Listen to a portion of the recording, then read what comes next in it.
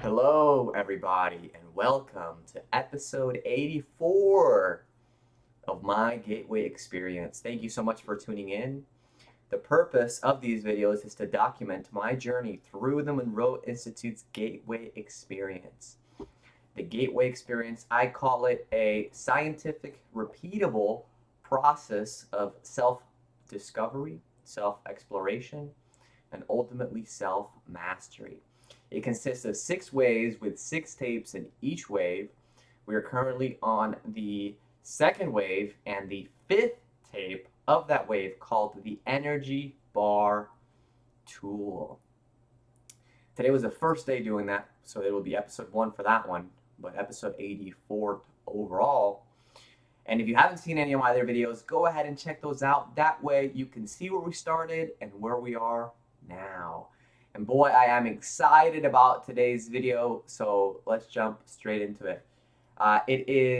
Today is a Wednesday, November 16th, 2022. It is my wife's birthday.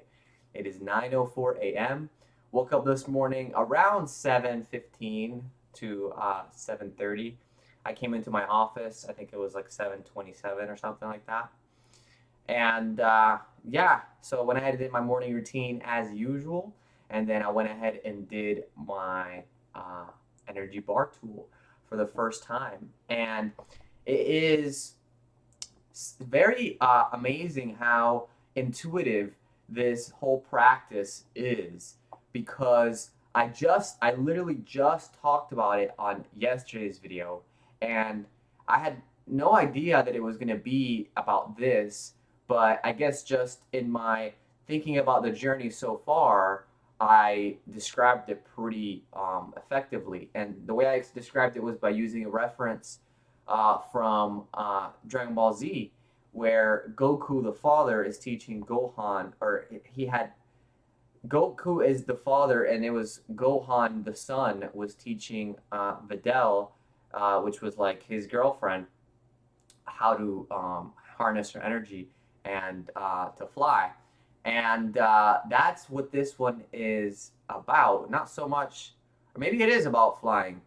I don't know. I'm not there yet, but uh, it's about harnessing our energy. And so what Bob has us do is go into focus 10, and once we're in focus 10, we think of or we visualize a spark, and this is like a spark of light, and it intensifies in light a little bit.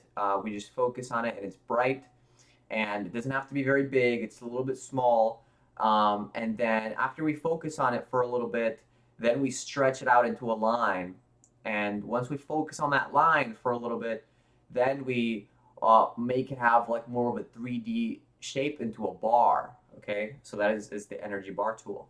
And then as we focus on it and we give it shape, we give it energy, and in our minds, then we can grab hold of it. And as we grab hold of it, we feel the energy coursing through us. This is a white energy bar, and we make it bright and white and sparkling. And as we hold our attention there, then we can start shifting colors. First, we go from orange to white, then from white to yellow, then from yellow to white, then from white to green, and then from green to white again, and then so on and so forth until we get to blue, and then we go back to red, and then uh, eventually we go to white and black, and it's alternating basically between being turned on and being turned off.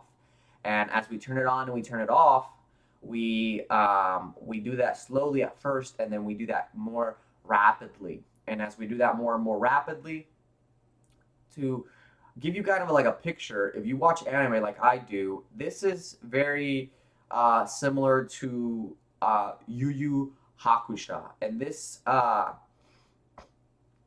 if you haven't seen that one, that's a great anime where the main character is in his teenage years, and he jumps in front of a moving car that's about to hit a little boy. So he saves the boy's life, and he ends up dying. But he leaves his body. That's episode 1, so I'm not spoiling anything.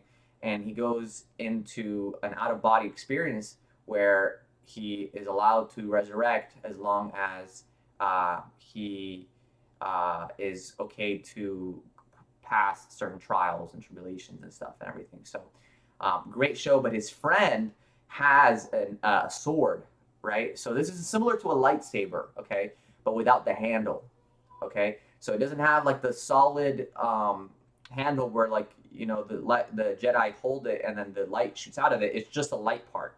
So it's like a bar, right? It's like the energy. It's a light bar. It's of energy, and so we shift it from colors and stuff, and then eventually we just turn it on and off, and we turn it on as it white, and then off black, and then on and off, and we do that with increasing speed until it's vibrating at such a rapid rate that all you see is it being on. Okay, so it's just always. It looks like it's always on, but it's really vibrating between on and off at a very very rapid rate. And I think this is something that is allowing us to raise our frequency, and it's also allowing us to really harness our focus and imagination. Okay, so it's really building all the way up from everything that we've talked about so far, and it's something that I don't know if I would have been able to do from the very beginning.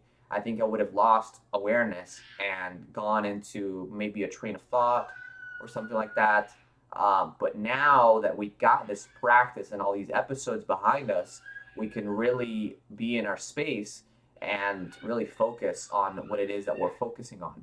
And I think that that's so powerful because really life is all about focus. Your focus becomes your reality, and where your